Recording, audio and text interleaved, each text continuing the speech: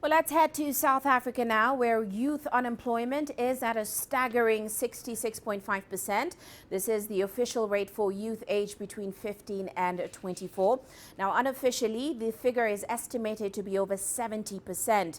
Even with tertiary education, young people there ready to enter the workforce are battling to find jobs. According to Statistics South Africa, a further 500,000 people in the country were discouraged and stopped looking for work in the last 3 months. Here's Sumitra Naidu with the details. The prospects are bleak for young people trying to find work in South Africa. Shanae Kader is 23 years old. She completed her second degree in 2020 and is still struggling to find a job. I studied psychology at Fitch University and I had finished my second degree last year. I actually have been looking for a job since before I finished my undergrad, which was about 2 years ago. So when I was in my final year of my undergrad degree, I started looking for jobs in case I don't get into honors. So I've been searching and it's hard because you need experience. Despite several attempts and ambitious plans to create jobs, there's been little success. South Africa's unemployment rate is at a new record of 34.9%. Some experts believe education is not in line with the workplace, while some feel the poor state of the economy is to blame. The kind of higher education degrees that South Africa produces do not necessarily meet the demand of the labor market or what the kind of jobs that are out there. In other words, graduates study, young people go to institutions of higher education to study, get their qualifications, but cannot find jobs. According to the stats, 554,000 people stopped looking for employment in the third quarter of this year. This brings the total to 3.9 million people that are discouraged job seekers. These days when you need to look for maybe a junior role in anything that you've studied and anything you've done, they want 3 to 5 years experience. And how do you expect that from someone who's fresh out of school or just basically been studying for the past 3 to 5 years? And it's really hard because you start growing in this world, you need to be financially stable, you can't basically do anything. Whether you have a small job, it's not enough. While unemployment is up 10% since 2011, the rate rose almost 5% alone since January 2020 when COVID started. I came into this year being very hopeful and it was such a letdown because with COVID, it's always ups and downs, push and pull. You don't know what to experience, you don't know what to expect. Look at now, we have a new variant and it's just very difficult, especially from an unemployed graduate perspective, because when I was in undergrad, I had searched for jobs and there was steady things, applications open, and then in less than 2 months, it all closed. Instead of people looking for jobs, they were getting rid of people in their companies. The efforts to create jobs in the last decade have shown little success. Some experts believe it's time for a complete overhaul in strategy. Sumitra Naidu, CGTN, Johannesburg, South Africa. Well, let's now take apart those unemployment numbers further with Chiedza Madzima, Head of Operational Risk Research at Fitch Solutions. Great to have you with us today on the show, Chiedza. Now, it certainly is quite a worrying trend for the country. Over 500,000 stopped looking for employment in the third quarter of this year. You believe that high youth unemployment especially is a disaster in the making. Explain to us why. Great. Thank you for having me on your show today. So in a nutshell, South Africa's official unemployment rate increased to a record high of 34.9% in Q3 of this year.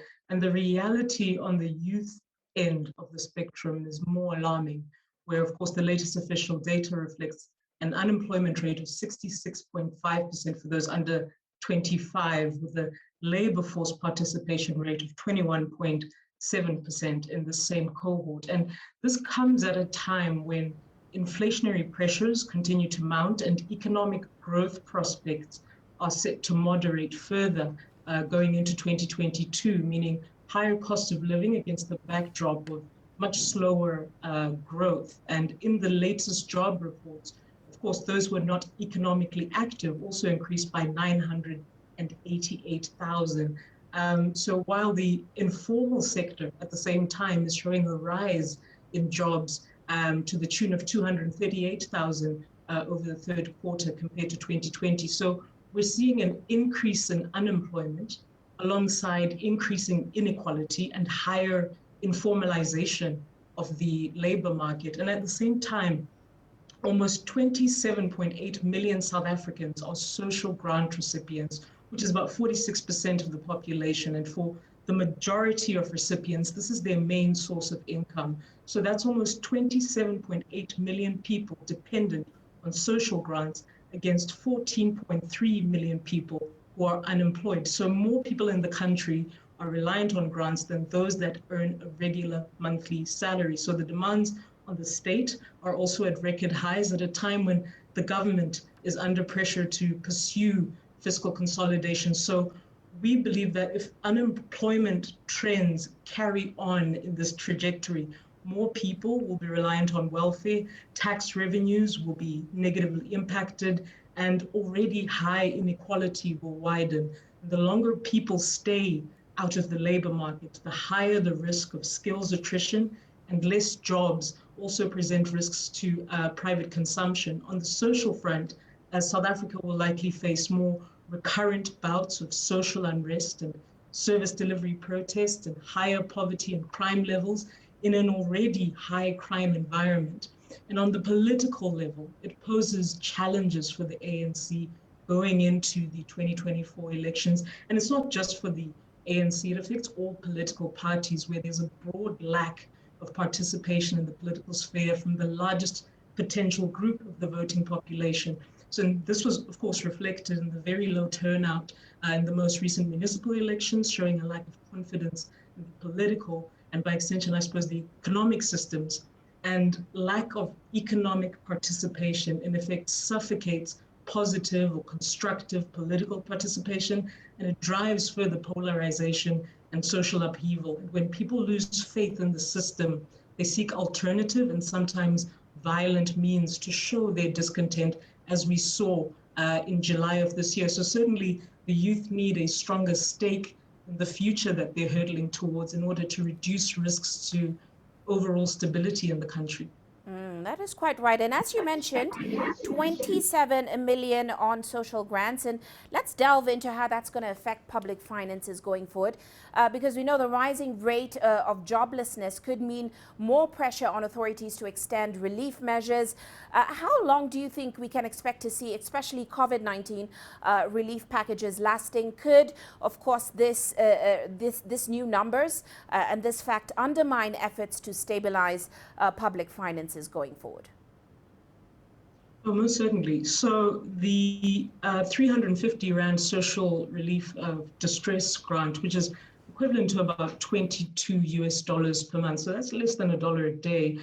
This grant is due to end in March of next year. But of course, the government has faced increasing calls to replace the social grant with a form of basic income grant. Some unions also calling for 1,500 Rand monthly grant for unemployed South Africans above the age of 18. And of course, in August, we saw a green paper published by the Department of Social Development, formally proposing to introduce a basic income grant for South Africans with options ranging from just about 500 Rand to around 1,300 Rand a month, where the lowest cost option would add another 200 billion Rand each year to the government's expenditure. So there doesn't seem to be much support or much scope for these moves just yet from Treasury. So yes, there is more pressure to extend relief measures. There's a strong need to extend relief measures, but the fiscal sustainability of these moves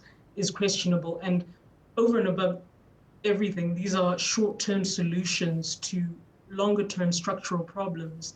And one can only kick the can down the road for so long until you eventually run out of road. And here we're seeing the government run short of fiscal road, as it were. And in the most recent medium-term budget policy statement, South Africa's finance minister actually reiterated the government's commitment to fiscal consolidation and the target of a primary budget surplus by the 2024-2025 fiscal year.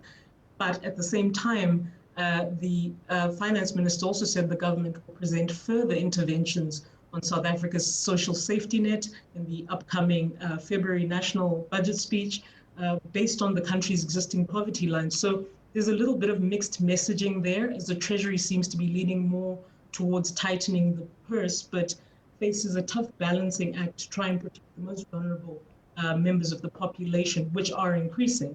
So we're likely to continue to see a patchwork of short-term measures to alleviate some of the social challenges in the quarters ahead, but nothing quite concrete or sustainable is immediately apparent here. Well, we do have to leave it there, Chiedza, but thank you so much for joining us on the show and for those great insights. That, of course, is Chiedza Madzima, Head of Operational Risk Research at Fitch Solutions.